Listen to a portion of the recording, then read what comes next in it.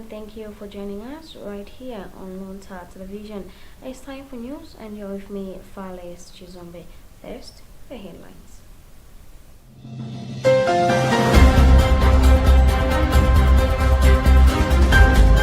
Pope Francis releases November prayer intention.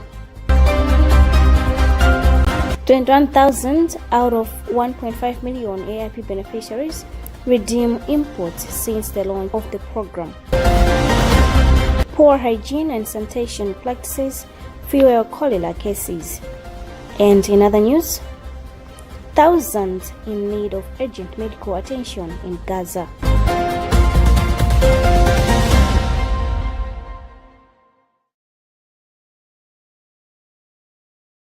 We have this and more. Stay with us.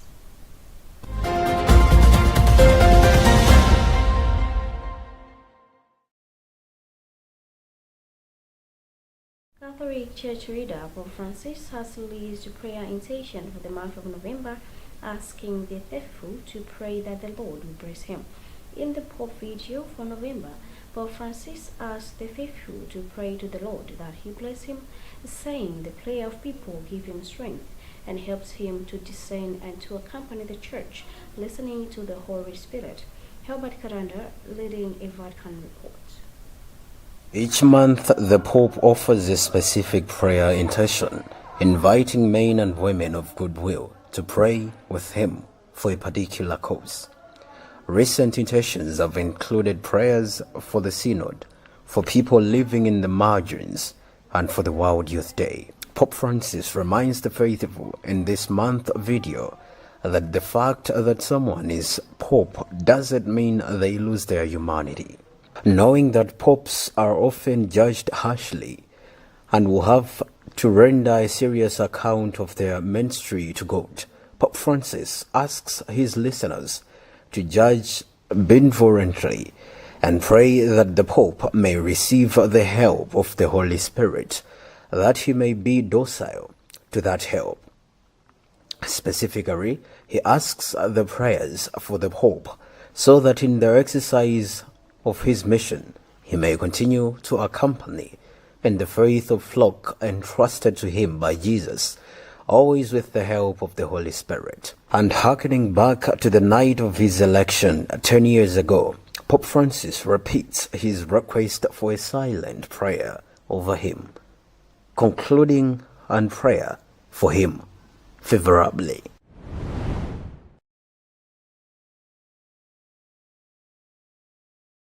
The Catholic Church in Malawi has again joined the Universal Church in closing the mission of month of October, which is known for the propagation of faith and praying the Rosary.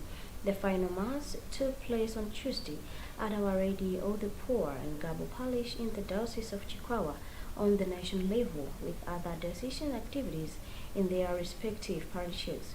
Bishop Peter Musikua of the Diocese of Chikwawa, who led the Mass, encouraged the Christians to continue preaching the good news despite the closure of the month. Brad Manza has more in this report. This was the first time for the Diocese of Chikwawa to host the Mission Month of October alongside the World Mission Sunday national celebration. According to Bishop Peter Musikwa, the diocese was so nervous that they would not effectively run the activities, but with the animations from the Pontifical Mission Society's PMS National Office and their collaboration, they are happy that they have tried their best. He then encouraged the Christians to be more coordinated in times like these to help many people within and outside the diocese know more about God. On this, Musikwa told the Christians that there is no time for them to relax in their mission work despite the closure of the mission month, saying there are many ways in which they can share their faith to others. We are to continue at doing whatever we have been doing, praying for the people, praying for the church, doing what good work for those who are in need. This parish alone has managed to raise 1.1 million Malawi kwacha, beating the target of 1 million kwacha, which the bishop said it vindicates the fact that they can do more than how the parish thinks.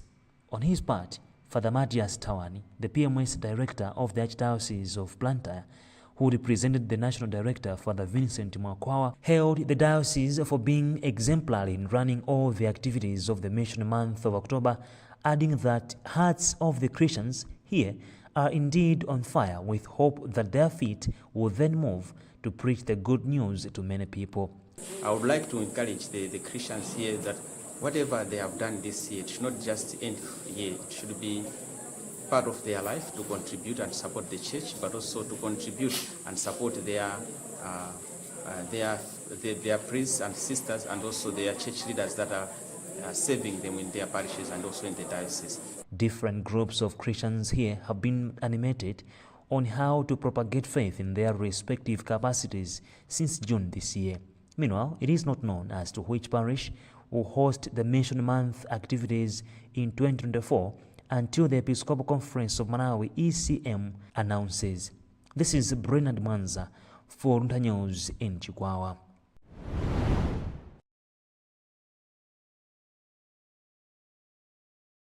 Strategic Glenn Marketer says the past 2 decades the company has not been functioning properly, necessitating the restructuring and retrenchment in the building drive. The marketer's chief executive officer, Daniel Makata, was speaking at Parliament in Lilongwe when he told the Agriculture Committee of Parliament that out of more than 200,000 metric tons of maize that they got from NFRA, close to 10,000 metric tons have been distributed to the depots. Vice chairperson of the committee, Ulemu Chirapondwa, has since asked ADMAT to expedite the process of the next phase distribution. Robert Edward has more in this report. The restructured ADMAC, which is in need of 354 billion waja, thinks there could be light at the end of the tunnel due to the restructuring process, with its chief Daniel Makata saying the previous ADMAC was not functioning properly for the past 20 years. He appeared before the Agriculture Committee of Parliament, where he updated the committee that 90% of the nearly 10,000 metric tons of maize, which was distributed through its selling points, have already been purchased by Malawians. What I need to mention is ADMAC is available in most areas, but this intervention looked at specific markets. So those markets might not be, but what we've done throughout the operation is to be as close as possible to the people by managing the availability of maize in some markets which were not originally on the list, by redistributing the current allocation for a specific market to ensure that we cover those distances for the customer. Agriculture Committee of Parliament Vice Chairperson Ulemu Chirapondwa sees progress in the first distribution phase, but is mindful of the lean period approaching, asking the grain marketer and government to expedite. The first phase went on be hiccups here and there, but from what the CEO has told us and the figures that he brought to us, he covered those areas that have been having problems in terms of cyclone, drought, and so on and so forth. The committee also heard that recruitment process at ADMAC is now at 90%, and that after exhausting the remaining 2,000 metric tons from NFRA, the SGR committee from government will give ADMAC another mandate for the second phase. For Luntha, this is Robert Edward.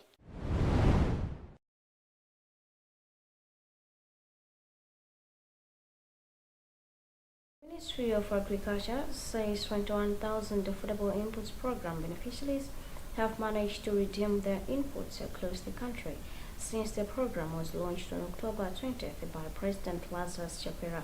In an interview, Agriculture Minister Sam Gawali said that the government has procured enough fertilizer for the 2023-2024 farming season. He said on Tuesday, all hard-to-reach areas of the country have been supplied with the inputs, saying he is optimistic that his ministry will meet the 40-day target set by President Lazarus Chakwera to deliver affordable inputs program fertilizer to all the selling points across the country. Charlie Shilanga has more in this report. Kawale disclosed that over 21,000 beneficiaries have already redeemed their fertilizers since the program was launched, adding that his ministry is having management meetings every Monday, where they discuss delivery plans and will continue holding such meetings to review the progress made and to plan for the week ahead. Kawale said that government has taken heed of the call of Malawians to start a distribution with hard-to-reach areas, and the plan is to complete the redeeming process before the rains start, so that all the 149,000 tons for this year are distributed. The minister disclosed that as of October 13th, Malawi had over 1,800 metric tons of AIP fertilizer landed in the country, and the commodity keeps on coming. He therefore assured AIP beneficiaries to come forward, as over 30,000 metric tons are already in the country and on the market, saying more is coming. We are committed to meet the deadline because we have over 800 trucks that are supposed to be crisscrossing the roads. We have to have a very serious problem that will set us backwards. But the way we have started, we seem to be getting traction. And we are very committed to make sure that we use the transport system we have. We are opening new distribution points where we have more trucks loading at the same time. Our goal is to be loading at least 200 trucks in one region. President Lazarus Chakwera launched the AIP program on October 20th, 2023 at Tikafidebwere Primary School ground in Kasungu, where he directed that the distribution and self-imports this season be completed in 40 days. Charity Shilanga, Luntha Television, Lilongwe.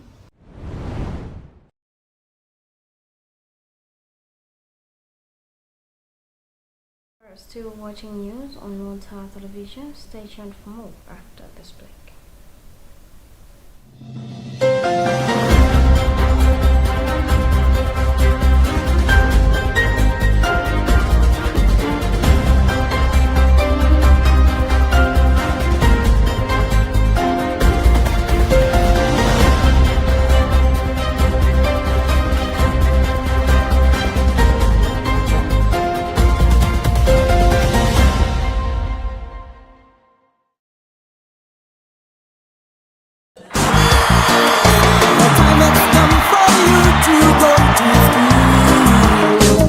Likuni Girls Secondary School has clocked 60 years from its establishment, and it is on this account that come Saturday, the 11th of November 2023, the school will celebrate its Diamond Jubilee. Therefore, the head teacher and the administration of Likuni Girls Secondary School are inviting all alumni of the school, heads of the institutions around Likuni Girls Secondary School, education officials, and people of goodwill to the celebrations. The dress code is the cloth the school made, and it is found right at the school, or it can be sent to your convenient places. The function will start at 9:30 in the morning, right at the school campus. See you on 11th November 2023. Likuni Girls Secondary School.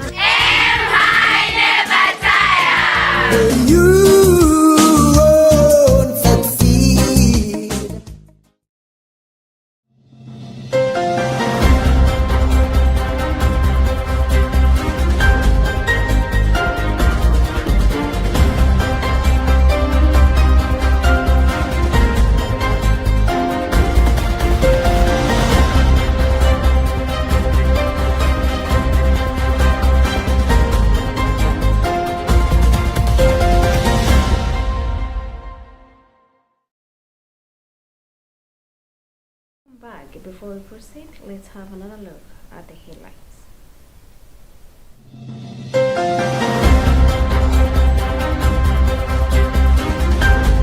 Pope Francis releases November prayer intention. 21,000 out of 1.5 million AIP beneficiaries redeem imports since the launch of the program. Poor hygiene and sanitation practices fuel cholera cases. And in other news, thousands in need of urgent medical attention in Gaza.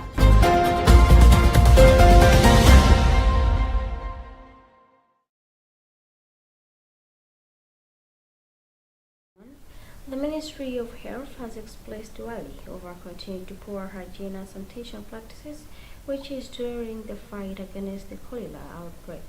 Spokesperson in the ministry, Adrian Chikumbe, has made the remarks, noting the spread of cholera outbreak in several districts, including Lilongwe, where the number has risen to 15. Chikumbe has since attributed the development to lack of safe water sources, as people are forced to draw their water for domestic chores in rivers, among other unsafe sources. Tandem Zumara has more in this report. During the recent commemoration of National Community Health Day in Likoma, President Lazarus Chakwera launched the Tipewe Cholera Campaign, which promotes the cholera prevention among the communities. According to Chikumbe, through this campaign, the Ministry of Health will, together with stakeholders, join hands in combating the pandemic by, among other things, encouraging provision of clean water sources and create more awareness on sanitation and hygiene practices, such as washing hands frequently with soap. We also want to make sure that we collaborate like we did last time when the president launched the cholera campaign. It's the cholera response should not only be left to the Ministry of Health alone. It should be a multi-sectoral approach. In his remarks, health expert Professor Adamson Murula notes the need to borrow a leaf from other countries that have won the fight against cholera, like the United States of America, where access to safe and clean water is prioritized. Have not improved in the way that people can access clean water, and as long as that continues, then cholera will be common in this country. During the Global Hand Washing Day commemoration in Lilongwe last week, a call was made for strong leadership and collective efforts in closing gaps in access and practice to achieve hand hygiene for all, with statistics showing that only 61 people out of 100 wash their hands in at least 3 times of the 5 critical moments, while only 10 people out of 100 wash their hands with soap at 5 critical moments. For Luntha News, this is Tandiwe Mzumara.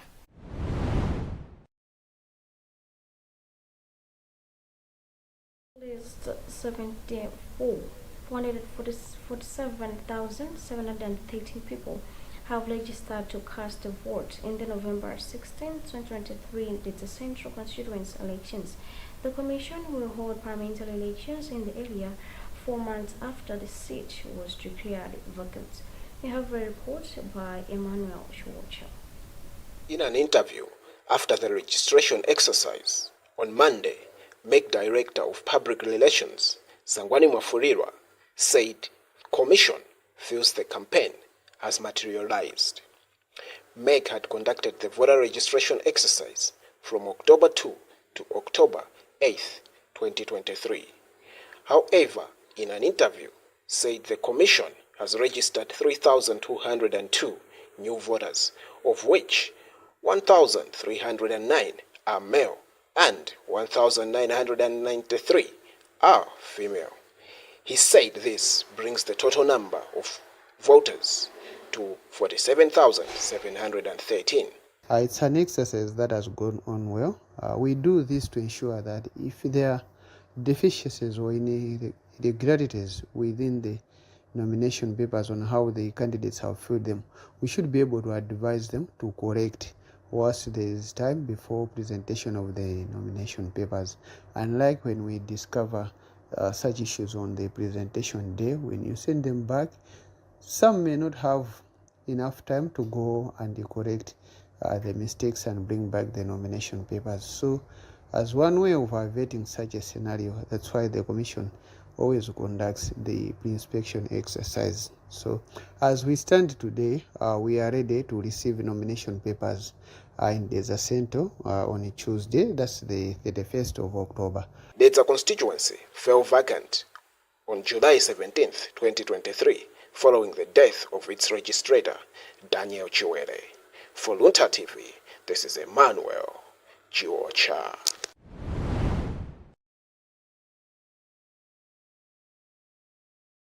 In other news, the World Health Organization has welcomed the first evacuation of wounded patients out of the Gaza Strip, but less thousands of injured civilians and people with chronic illnesses also need treatment.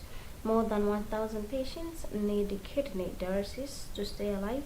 2,000 patients are on cancer therapy, 45,000 people have cardiac vascular disease and more than 60,000 have diabetes. We have a report led by Vincent Pokwala. According to the UN agency, the patients are required to have sustainable access to health care inside Gaza, while hospitals and other health facilities should be protected from abandonment and military use. Thousands need access to urgent and essential health services amid shortages of medicine, healthy supplies, and other important aid, including water and food.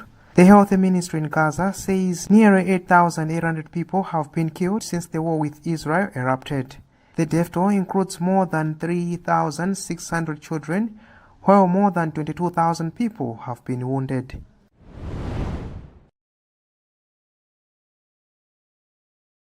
Also concludes our news bulletin today. Before we go, another look at the headlines.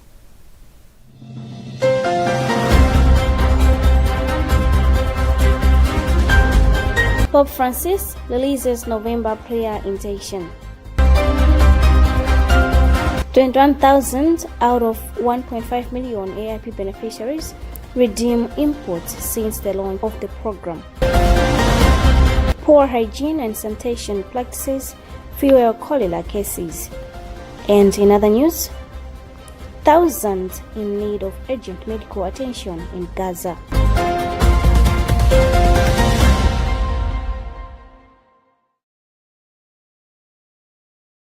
I've been with me, Father Juzumbe. Thanks for watching. Stay safe. Goodbye.